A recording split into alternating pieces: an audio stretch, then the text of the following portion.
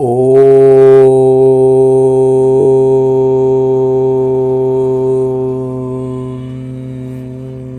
शांति। ओम शांति बाबा। आज 27 फरवरी 2025 की मुरली है और आज है दिन गुरुवार का।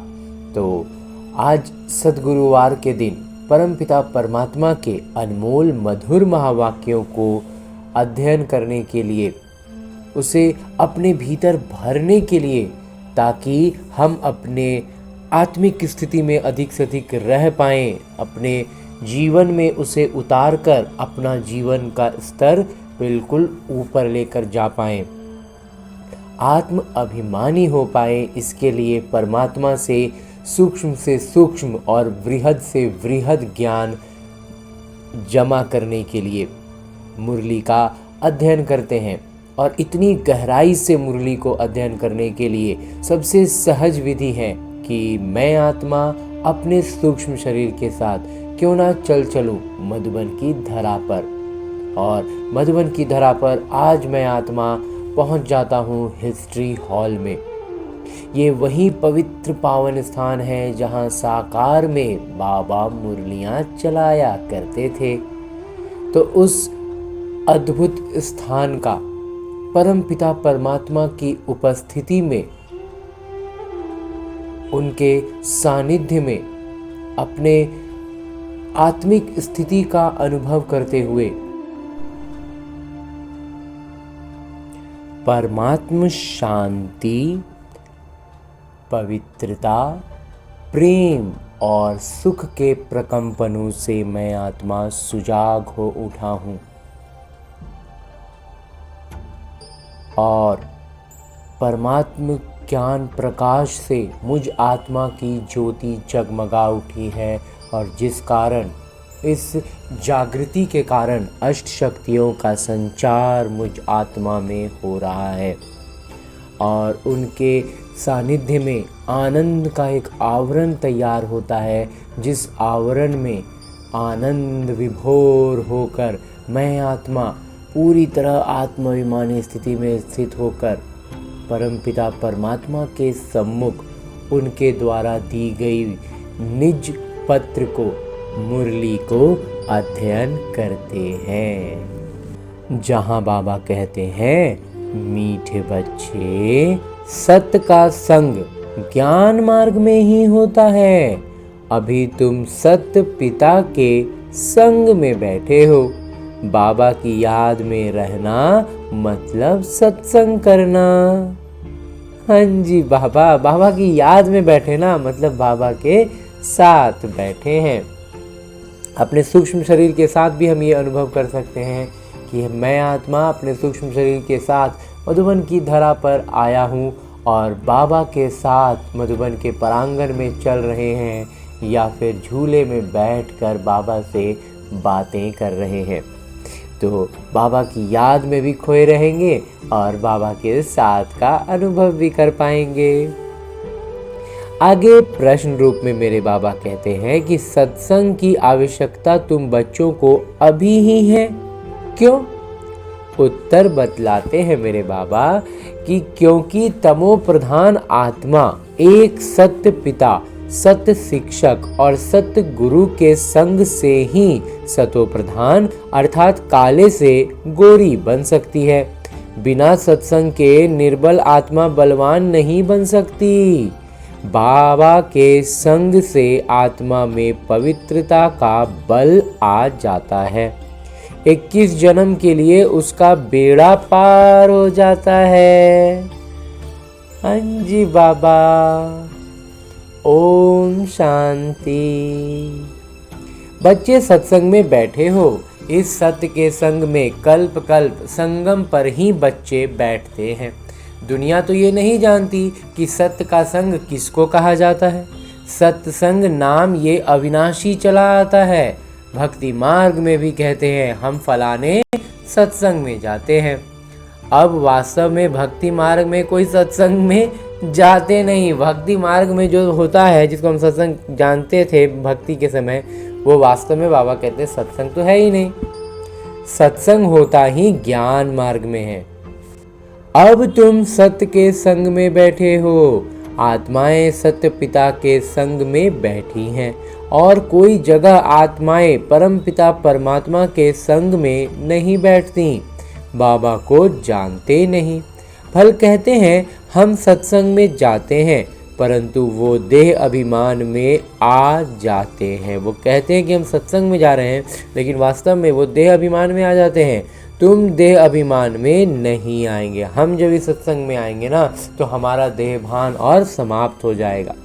तुम समझते हो हम आत्मा हैं, सत्य पिता के संग में बैठे हैं, और कोई भी मनुष्य सत्य के संग में बैठ नहीं सकता।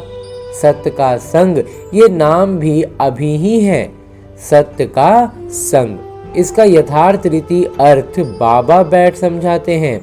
तुम आत्माएं अब परमात्मा पिता जो सत्य हैं उनके साथ बैठी हो। वो सत्य पिता, सत्य शिक्षक और सत्य गुरु हैं। तो गोया तुम सत्संग में बैठे हो। फिर भल यहाँ व घर में बैठे हो, परंतु अपने को आत्मा समझ याद बाबा को करते हो। फिर बाबा कहते हैं कि यहाँ मधुबन में हो, सेवा स्थान पर हो, या फिर अपने घर पर हो, उससे वो ज़्यादा वो नहीं है। लेकिन बात है कि हम याद में बाबा के हैं, तो हम बाबा के सत्संग में हैं। फिर भल यहाँ व घर में बैठे हो, परंतु अपने को आत्मा समझ याद बाबा को करते हो, तो हम सत्संग में हो गए। हम आत्मा अब सत्य पिता को याद कर रहे हैं, अर्थात सत्य के संग में हैं। बाबा मधुबन में बैठे हैं।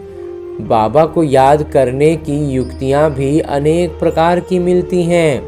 याद से ही विकर्म विनाश होंगे, ये भी बच्चे जानते हैं। हम 16 कला संपूर्ण बनते हैं, फिर उतरते उतरते कला कम हो जाती है।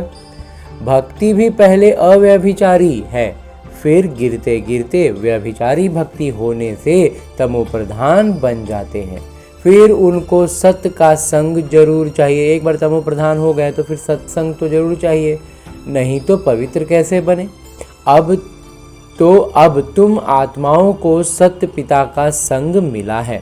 आत्मा जानती है हमको बाबा को याद करना है, उनका ही संग है। याद को भी संग कहेंगे। ये है सत्य का संग। बाबा की याद में है ना, मतलब बाबा के संग में है, सत्य के संग में है, हम सत्संग में हैं। ये देह होते हुए भी तुम आत्मा मुझे याद करो, ये है सत्य का संग। आत्मा समझकर बाबा को याद करेंगे तो हम सत्संग में हो गए। जैसे कहते हैं ना, इनको बड़े आदमी का संग लगा हुआ है, इसलिए देह अभिमानी बन पड़ा है। कोई बहुत बड़ा आदमी का संरक्षण में चला जाता है तो उसका प्रभाव में आ गया, तो इसलिए बाबा कहते हैं वो देह अभिमानी हो गया। अभी तुम्हारा संग हुआ है सत्य पिता के साथ, जिससे तुम तमो प्रधान से सतो प्रधान बन जाते हो। बाबा कहते हैं मैं एक ही बार आता हूँ। अभी आत्मा का परमात्मा से संग होने से तुम 21 जन्म के लिए पार हो जाते हो। अभी हमारी आत्मा का संग जो है सत्य के संग हो गया है, परमात्मा के संग हो गया है। बाबा कहते हैं इसलिए तुम्हारा 21 जन्म का बेड़ा पार हो जाता है।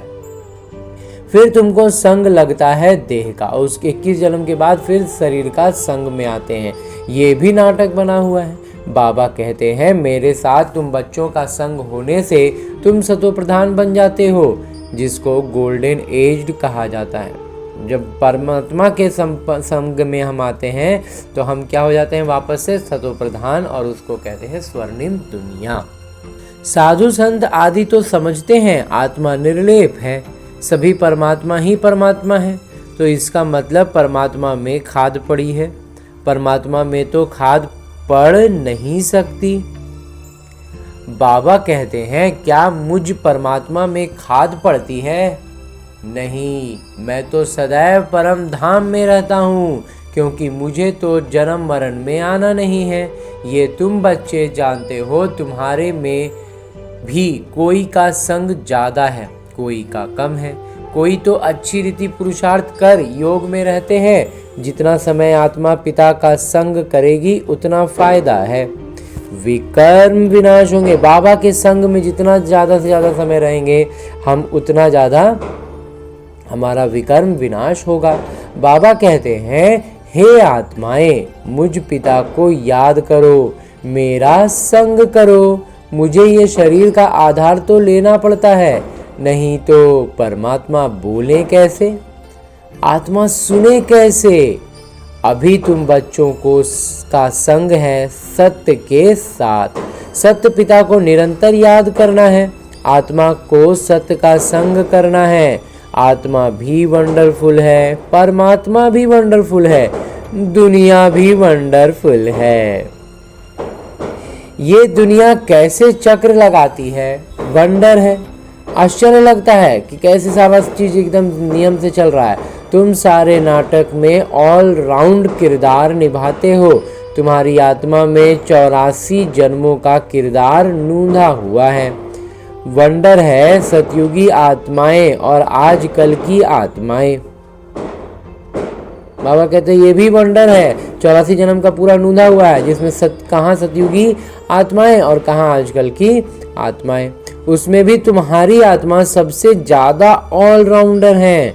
नाटक में कोई का शुरू से किरदार होता है, कोई का बीच से, कोई का पिछाड़ी में किरदार होता है। वो है सब हद के नाटक, वो भी अभी निकले हैं। अब विज्ञान का इतना जोर है, सतयुग में कितना उनका बल रहेगा, नई दुनिया कितनी जल्दी बनती होगी। वहाँ पवित्रता का बल है मुख्य, अभी है निर्बल। अभी पवित्रता की स्थिति बहुत निर्बल है, लेकिन वहाँ होगी पवित्रता के बल पर ही सारा काम होगा। वहाँ है बलवान। ये लक्ष्मी नारायण बलवान है ना। अभी रावण ने बल छीन लिया है, फिर तुम उस रावण पर जीत पाकर कितना पहलवान बनते हो। जितना सत्य का संग करेंगे, अर्थात आत्मा जितना सत्य पिता को याद करती है उतना बलवान बनती है। पढ़ाई में भी बल तो मिलता है ना, तुमको भी बल मिलता है। सारे विश्व पर तुम हुक्म चलाते हो। आत्मा का सत्य के साथ योग संगम पर ही होता है। आत्मा का बाबा कहते हैं सत्य के साथ योग जो है ना वो संगम पर ही होता है। बाबा कहते हैं आत्मा को मेरा संग मिलने से आत्मा बहुत बलवान बन जाती है। जब आत्मा को बाबा का संग मिल जाए तो वो जबरदस्त बलवान हो जाएगी ना। परमात्मा के साथ वो जुड़ गया। परमात्मा की शक्तियां तो अथाह हैं, सागर हैं हर शक्ति के। बाबा विश्व वर्ल्ड अलमाइटी अथॉरिटी है ना, पूरे विश्व की सर्वोच्च सत्ता है, उन द्वारा बल मिलता है। तो इसमें सब वेदों शास्त्रों के आदि मध्य अंत का ज्ञान आ जाता है। जैसे बाबा अलमाइटी हैं, सर्वोच्च सत्ता है, तुम भी अलमाइटी बन सकते हो, हम भी उस सत्ता तक पहुंच सकते हैं। विश्व पर तुम राज्य करते हो, तुमसे कोई छीन नहीं सकता। तुमको मेरे द्वारा कितना बल मिलता है, इनको भी बल मिलता है। जितना बाबा को याद करेंगे उतना बल मिलेगा। बाबा कहते हैं जैसे हमें बल मिलता है, ब्रह्मा बाबा को वैसे ही बल मिलता है जब वो शिव बाबा को याद करते हैं। और जितना ज़्यादा बाबा कहते हैं याद में रहेंगे उतना ज़्यादा बल मिलेगा। बाबा और कोई तकलीफ नहीं देते हैं, सिर्फ याद करना है बस। 84 जन्मों का चक्र अब पूरा हुआ है, अब वापस जाना है। ये समझना कोई बड़ी बात नहीं है। जास्ती रेजगारी में जाने की तो दरकार नहीं है। कोई भी चीज़ को ज़्यादा बाबा कहते हैं डिटेल में जाने की ज़रूरत नहीं है। बीज को जानने से समझ जाते हैं, इनसे ये सारा वृक्ष ऐसे निकलता है। नटशेल में बुद्धि में आ जाता है। बुद्धि में बात जो है ना वो बहुत संक्षिप्त में समझ में आ जाती है। ये बड़ी विचित्र बातें हैं। भक्ति मार्ग में मनुष्य कितने धक्के खाते हैं, मेहनत करते हैं, मिलता कुछ भी नहीं। फिर भी बाबा आकर तुमको विश्व का मालिक बनाते हैं। सच्ची भक्ति का परिणाम ही तो हमें ये ज्ञान मिला, और ज्ञान से बाबा हमें विश्व का मालिक बनाते हैं। तो हम योग बल से विश्व का मालिक बनते हैं। यही पुरुषार्थ करना है। भारत का योग मशहूर है। योग से तुम्हारी आयु कितनी बड़ी हो जाती है, सत्य के संग से कितना फायदा होता है। आयु भी बड़ी और काया भी निरोगी बन जाती है।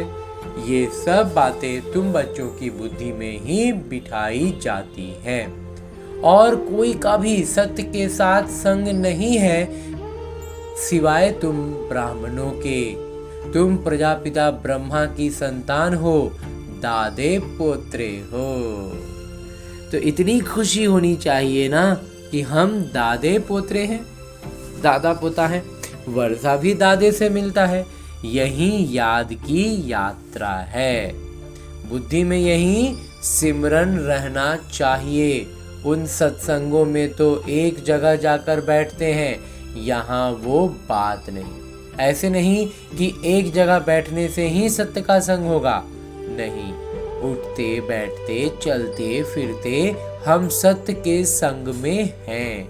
अगर उनको याद करते हैं तो, अगर याद में रहते हैं, उनकी याद में हम मग्न रहते हैं, तब बाबा कहते हैं कि हम सत्य के संग में हैं। उसके लिए बैठ के किसी एक स्थान पर की जरूरत बाबा कहते नहीं है। चलते फिरते उठते बैठते हर घड़ी बाबा की याद में रह सकते हैं, सत्य संग में रह सकते हैं। याद नहीं करते हैं तो देह अभिमान में है। देह तो असत्य चीज है ना, देह तो असत्य है, सत्य तो परमात्मा है। तो देह को सत्य नहीं कहेंगे। शरीर तो जड़ है, 5 तत्वों का बना हुआ है। उनमें आत्मा नहीं होती तो चुरपुर न हो। अगर उसमें शरीर में आत्मा न रहे तो फिर शरीर कुछ भी काम नहीं आएगा, चुरपुर भी नहीं होगा, हल्का सा भी हिलडोल नहीं। तो मनुष्य के शरीर की तो वैल्यू है नहीं। तो कहने को मनुष्य का जीवन बहुत मूल्यवान है, लेकिन उस शरीर का बाबा कहते हैं फिर कोई मोल नहीं है जब आत्मा निकल गई। और सबके शरीर की वैल्यू है। जानवरों का भी शरीर का वैल्यू हो जाता है, इंसानी शरीर का बाबा कहते हैं कोई वैल्यू नहीं है। सौभाग्य तो आत्मा को मिलना है। मैं फलाना हूँ, आत्मा कहती है ना कि मैं फलाना हूँ। तो बाबा कहते हैं आत्मा कैसी हो गई है, अंडे कच्छ मच्छ सब खा जाती है। अभी आत्मा की स्थिति क्या हो गई है, सबे कुछ खा जा रहा है, सर्वभक्षी हो गया है। हर एक भस्मासुर है, अपने को आप ही भस्म करते हैं। बाबा कहते हैं भस्मासुर का मतलब यही हुआ ना, अपने से खुद को भस्म कर रहे हैं। सब कुछ खा जा रहे हैं, अंडा खा रहे हैं, कछुआ खा रहे हैं, मछली खा रहे हैं, सबे खा जा रहे हैं, मुर्गा मीट सब खाते हैं। तो बाबा कहते हैं कि अब हर एक क्या हो गया, भस्मासुर हो गया, अपने को आप ही भस्म करते हैं। कैसे? काम चिता पर बैठ हर एक अपने को भस्म कर रहे हैं। तो भस्मासुर ठहरे ना। एक तो इधर से भोजन में इतना खराब खराब चीज खा रहे हैं, ऊपर से विचारों में क्या हो रहा है, काम विकार को बाबा कहते हैं उससे भरे हुए हैं, उसकी अग्नि में जल रहे हैं, तो भस्म कर रहे हैं खुद को। अभी तुम ज्ञान चिता पर बैठे हो तो देवता बनते हो। अब जब हम ज्ञान चिता पर बैठते हैं तब देवता बनने लगते हैं, शुद्ध होने लगते हैं। सारी दुनिया काम चिता पर बैठ भस्म हो गई है, तमो प्रधान काली हो गई है। बाबा आते हैं बच्चों को काले से गोरा बनाने। तो बाबा बच्चों को समझाते हैं देह अभिमान छोड़ अपने को आत्मा समझो। बच्चे स्कूल में पढ़ते हैं, फिर पढ़ाई तो घर में रहते भी बुद्धि में रहती है ना। कोई भी पढ़ाई कक्षा में जाके पढ़ते हैं, लौकिक का भी, तो उसके बाद तो वो बात बुद्धि में रहती है। ये भी तुम्हारी बुद्धि में रहनी चाहिए। ये है तुम्हारी स्टूडेंट लाइफ। अभी हम क्या जी रहे हैं, अभी जो छात्र जीवन चल रहा है हमारा, एम ऑब्जेक्ट सामने खड़ा है, परम उद्देश्य जो है इस पढ़ाई का वो सामने है हमारे। उठते बैठते चलते बुद्धि में ये ज्ञान रहनी चाहिए, ये स्मृति रहनी चाहिए कि हम क्या बनने वाले हैं।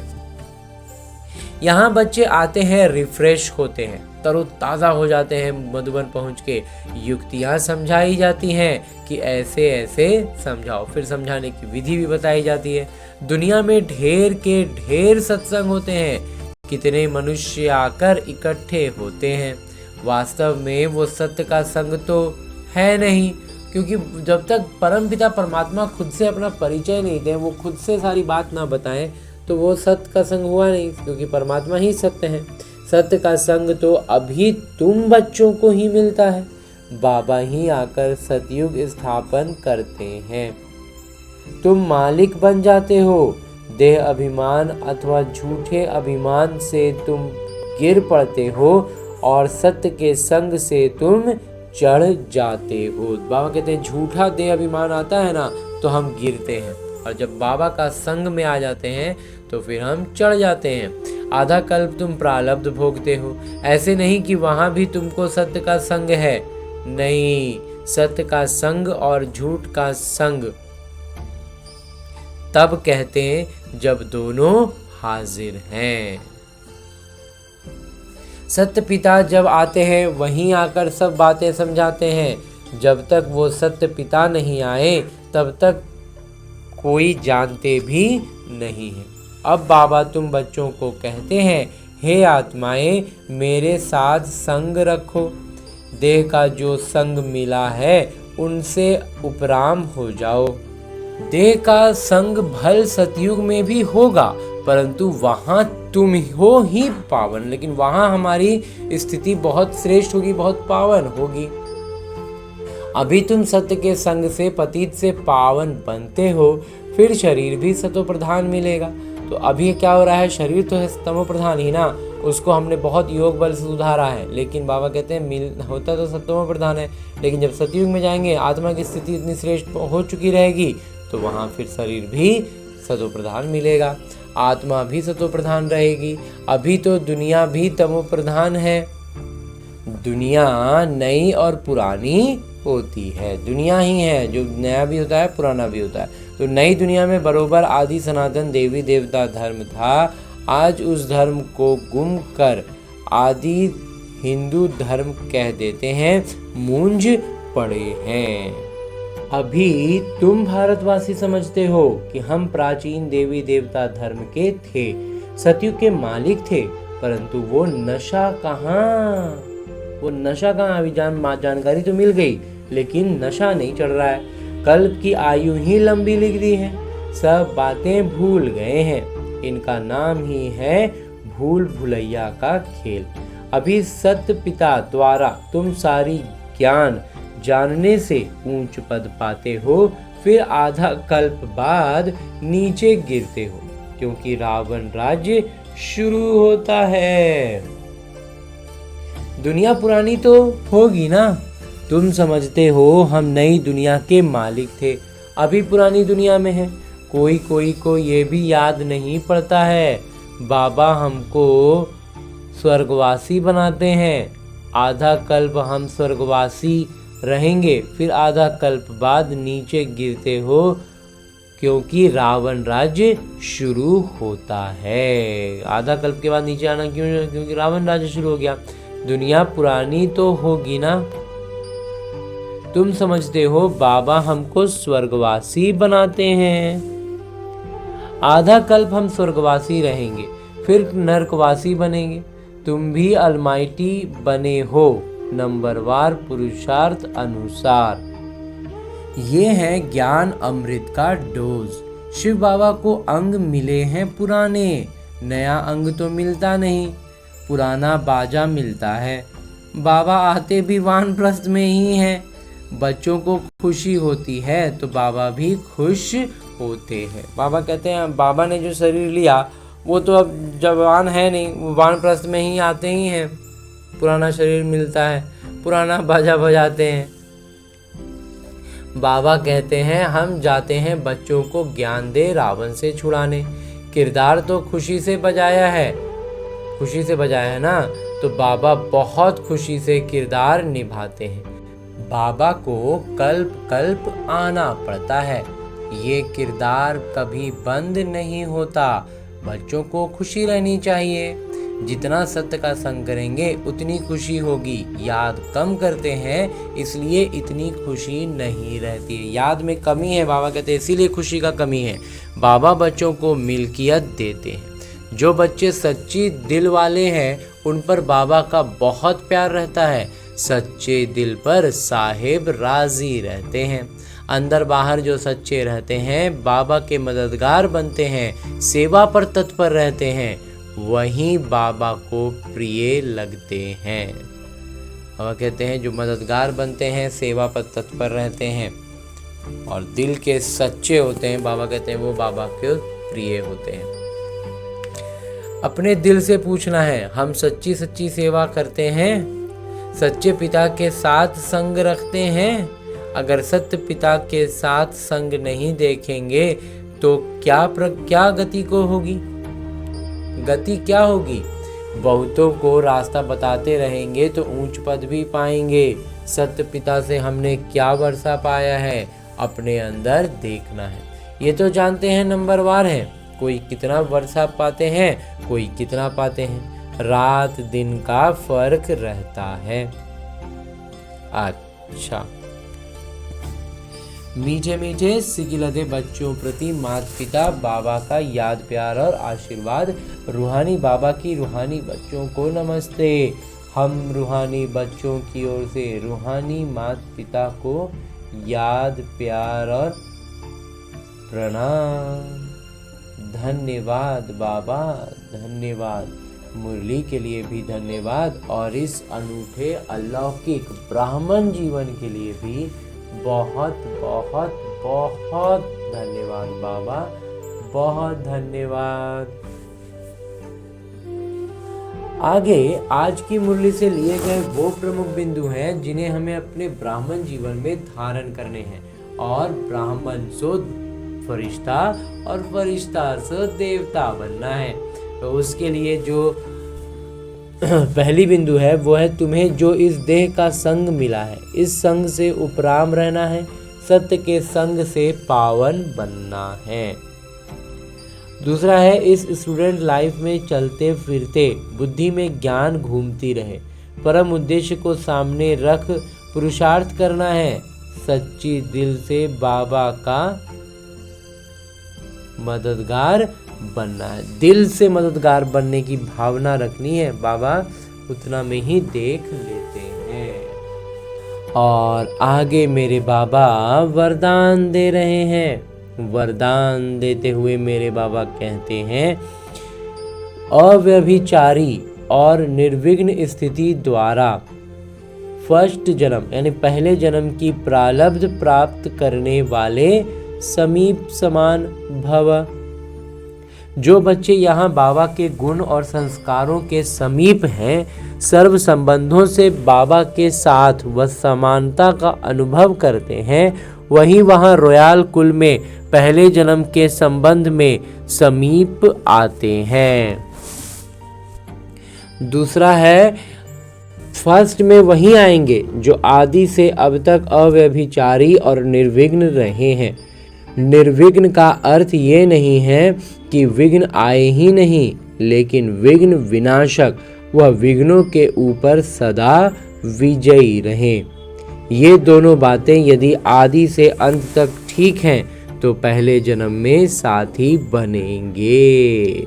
बाबा कहते हैं पहला जन्म से अगर साथी बनना है तो इन बातों का बहुत महीनता से ध्यान रखना है, सक्रिय रहना है।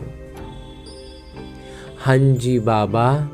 और अंत में स्लोगन है, मुरली का उपदेश है कि साइलेंस की पावर से नेगेटिव को पॉजिटिव में परिवर्तन करो। बाबा ने कहा शांति में जो शक्ति है वो इतनी जबरदस्त शक्ति है कि वो नेगेटिव को भी पॉजिटिव में चेंज कर सकती है। हाँ जी बाबा। और परम पिता परमात्मा से इतना श्रेष्ठ ज्ञान मुरली सुनने के बाद अब परमात्मा के इसी अव्यक्त स्वरूप से एक इशारा भी पाते हैं, जिसमें इस महीने के लिए परमात्मा ने जो इशारा दिया है, उनका जो श्रीमत दिया है वो है कि एकांत प्रिय बनो, एकता और एकाग्रता को अपनाओ। और इस श्रीमत पर आज के लिए जो बाबा ने इशारा दिया है वो है कि एकांतवासी अर्थात सदा स्थूल एकांत के साथ साथ एक के अंत में रहना। एकाग्रता की शक्ति से किसी भी आत्मा का मैसेज उस आत्मा तक पहुंचा सकते हो। किसी भी आत्मा का वो मैसेज उस तक पहुंचा सकते हो एकाग्रता की बाबा कहते हैं शक्ति से। किसी भी आत्मा का आवाहन कर सकते हो, किसी भी आत्मा की आवाज़ को कैच कर सकते हो, किसी भी आत्मा को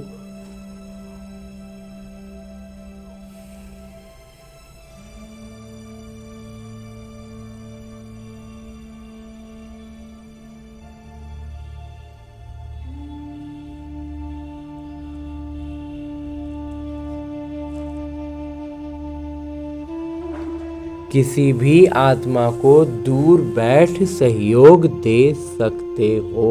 बाबा कहते हैं कोई आत्मा दूर में भी है, पास में न भी हो, तो भी उनको हम सहयोग दे सकते हैं। तो अब परमपिता परमात्मा से इतना श्रेष्ठ ज्ञान मुरली सुनने के बाद और अव्यक्त इशारा लेने के बाद, अब उन सारे ज्ञान मोतियों को और अव्यक्त इशारों की बातों को अपने जीवन में धारण करने के लिए, अपने आत्माभिमानी स्थिति बनने के प्रयास में और अधिक निखार लाने के लिए, उसकी गति बढ़ाने के लिए, सद्गति को पाने के लिए, ज्ञान की हर एक बात को अपने जीवन में आने वाली हर परिस्थिति के साथ उसको लगा करके उसका अभ्यास बढ़ाना है और ज़्यादा से ज़्यादा परिस्थितियों में सफल होकर, यानी आत्माभिमानी स्थिति में रहते हुए उस परिस्थिति को पार कर जाना है। ऐसे ही अभ्यास करने के लिए अपने इस लौकिक जीवन में लौटते हैं ढेर सारी शुभ भावना और शुभकामनाओं के साथ। अच्छा, ओम शांति।